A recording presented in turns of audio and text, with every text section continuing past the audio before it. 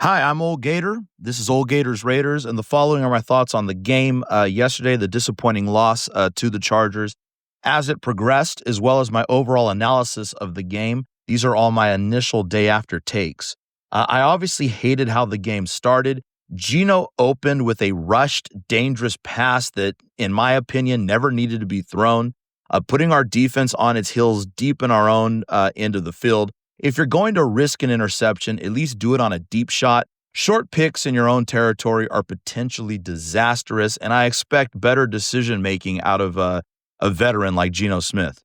On our first defensive stand, the Raiders, I thought, answered big, stonewalling Herbert and forcing a field goal.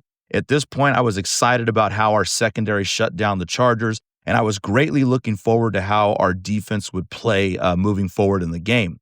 When we got the ball back, it was good to see Genty run for some yards.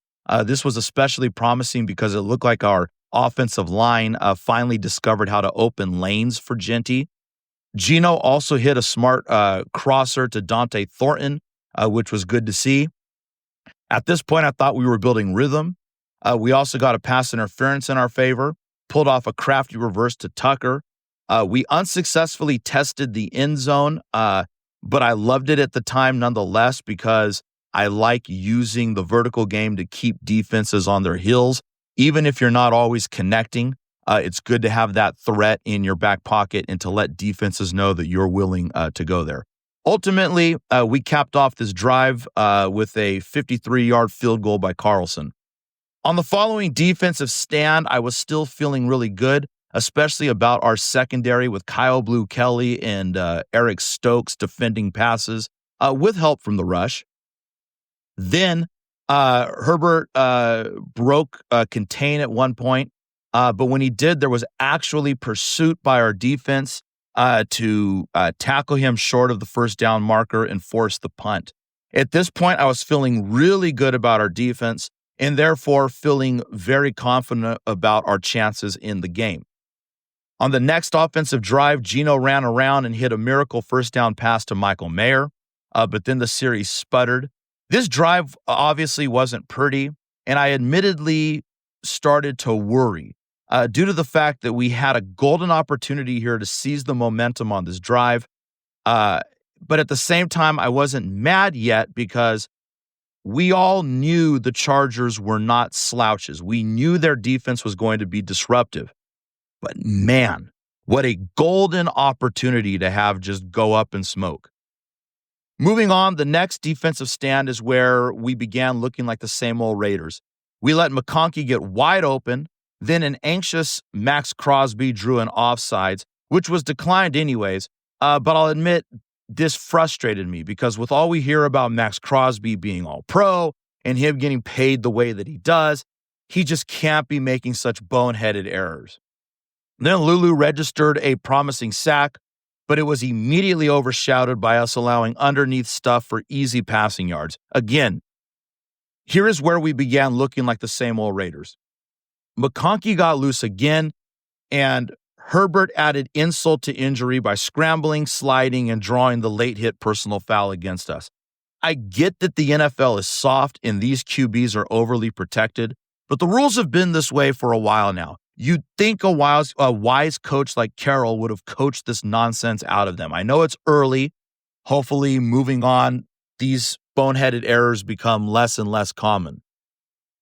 On the next offensive drive, Tucker's speed and an illegal contact gift jump started us, but tips and pressure forced us behind the sticks. Gino and Genty revived the drive for us. But here is where the referee started messing with us, I thought, by missing a flag on Myers in the end zone.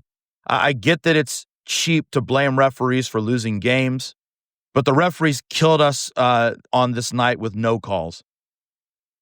Just no calls all around. Anyways, Carlson banged a 40-yarder through the uprights, but I was admittedly frustrated with the refs. Again, I'll say it. How long is our organization going to be punished for the sins of Al Davis? It's uncanny how refs blatantly no-call clear penalties against us while coddling other teams. On the next drive, more wide-open stuff to McConkey from Herbert. And here my blood was beginning to boil a bit. I've seen too much Patrick Graham defenses to not notice a disturbing pattern. It feels like no other defense gives up as many soft yards to receivers as we do. I'm a huge fan of pressuring quarterbacks for obvious reasons, but it often feels like Patrick Graham doesn't know when to shift gears and ease up on the pressure. Good quarterbacks like Herbert can easily settle in, read the pressure, and consistently find the open man in soft zones. So, why can't Patrick Graham's defenses ever seem to make the necessary adjustments and stop opposing quarterbacks from killing us with these easy, wide open throws once they start to pick up on our pressure? It's enraging to witness as often as it happens. On our next offensive drive, the refs started to really send me. Genti ran well thanks to better run lanes. Geno dotted an empty set throw to Mayer. And our running backs also contributed in the pass game. But then came a brutal sequence of a missed pass interference call and a missed roughing the passer on Geno before a blown-up run led to a punt. And here's where I felt, okay, we're starting to panic here. Not only are the Chargers starting to pick up rhythm, but the refs are actively screwing us with these no calls. On our next defensive stand, our defense devolved into full soft vintage Raiders defense with missed tackling and the allowing of easy completions over the middle, setting up for the inevitable haymaker. Sure enough, after setting a precedent of killing us by a million paper cuts, aka way too easy underneath routes, Herbert hit the far too easy deep touchdown on us. Here, it really felt like the Chargers were beginning to play with us and really starting to dial in. On the next offensive drive, Laube sparked with back-to-back catches before a slip and then a deep shot to Thornton that got picked. But at least with this interception, unlike the first, it flipped field position.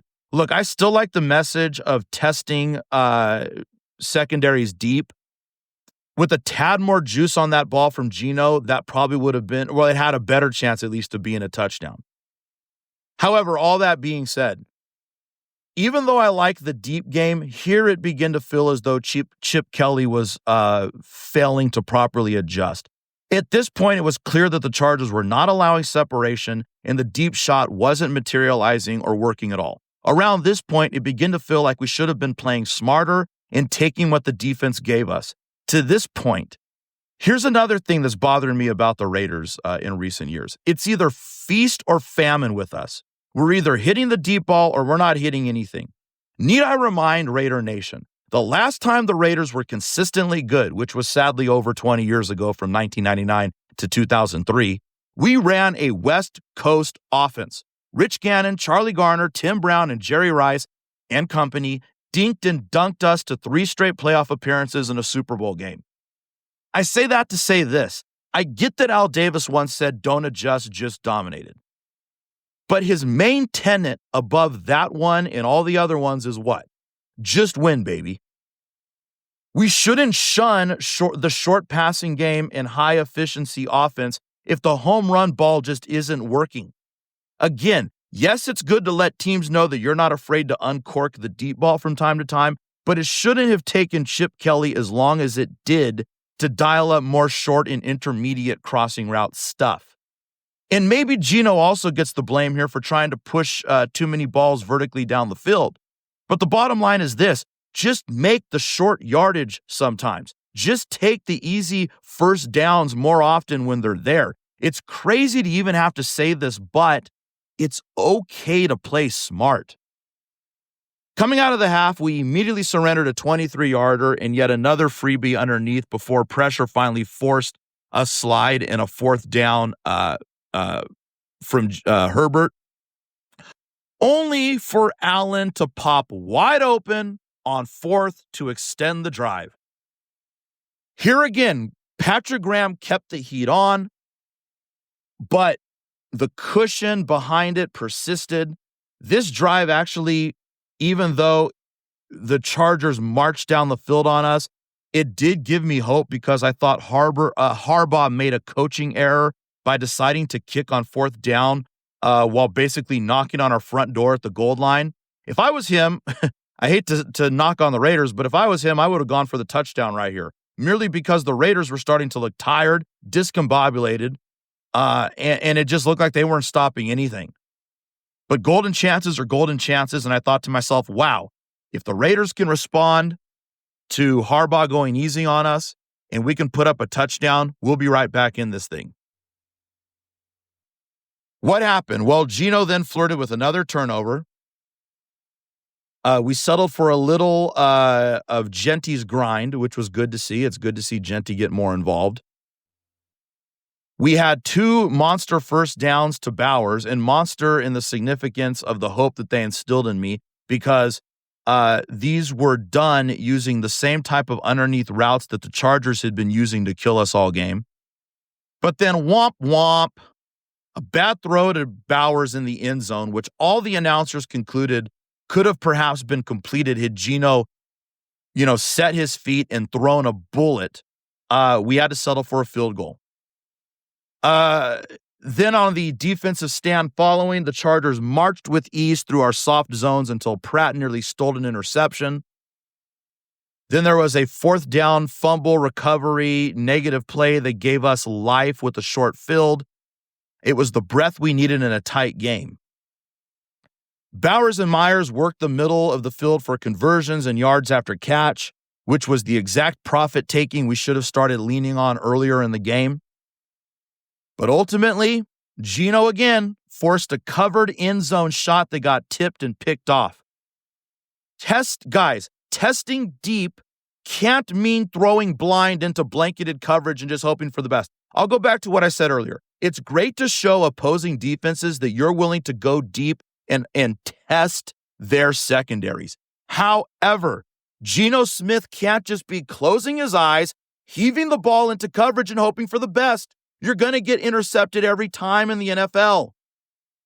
Testing secondaries deep doesn't mean you can just ignore fundamentals and throw at completely covered receivers like Geno was doing. It was basically over from here. Looking back on this game, the Raiders could have done much better probably if they resorted to short and intermediate routes much earlier instead of going for the home run so often, especially when it was clear that the Chargers defense just wasn't having it. A lot of that's on Chip Kelly. Also on Chip Kelly is the fact that he seemed to keep folding the hot hand. When the pass was working, he reverted to the run. When the run was working, he reverted to the pass. I get that balance is important, but in a game like this, where you're facing a team like the Chargers, you've got to play your hot hand. You can't just have balance for the sake of having balance. You have to play your hot hand. You don't have time to be cute and play around with what's unproven against a team like the Chargers, who I know it's just week 2, but are starting to look like one of the better teams in the NFL. Also, for all the talk Geno does about watching all the film he says he watches, I've got to believe he either missed something during this week's film sessions, put emphasis on the wrong areas of study, or just straight up didn't study the Chargers at a championship level. I say this because he would have made quicker decisions due to anticipating the defense better had he had a genuinely better grasp of what the Chargers were going to do on defense. Also, Pete Carroll needs to sit Geno down and tell him that he doesn't have to force the ball downfield so often. We appreciate the tenacity, Geno, but taking too many gambles unnecessarily jeopardizes our team. I genuinely believe that this game was winnable had there been less interceptions. Finally, I am disturbed by the trend I see with Patrick Graham, which has been going on for years. His high-pressure defense can cause problems for bad and inexperienced quarterbacks, but it doesn't work consistently well against good quarterbacks like Justin Herbert, who have the patience, ability, and accuracy to sit back, find open receivers, and expose weaknesses in our secondary thanks to the consistent pressure. Our defense played above the rim early on, but a combination of exhaustion, our offense failing to give the defense point support, and Patrick Graham failing to properly adjust doomed us down the stretch. I'm not hitting the panic button. It could be that the Chargers are just really good this year. Also, we're still a 500 team who looked good in week one. Heck, in this game, we were even very competitive, but it just felt like we shot ourselves in the foot too often to overcome a well-oiled machine like the Chargers. Our next game will tell me a lot about the identity of this team moving forward. Thanks for listening.